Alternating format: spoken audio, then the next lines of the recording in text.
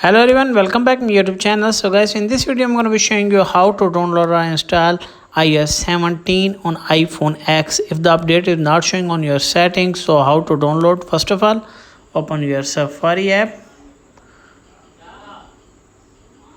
From here what you need to do is tap on beta profile, then tap on this. From here what you need to do is scroll down.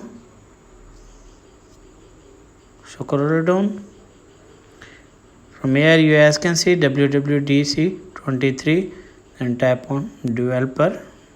From here you scroll down, then tap on install profile, then tap on install, then tap on allow, then tap on close this page. Go back here home screen, then open your setting. From here you guys can see profile downloaded, then tap on this. From here tap on install, enter your passcode, and tap on again install, then tap on install, then tap on not no, then tap on done.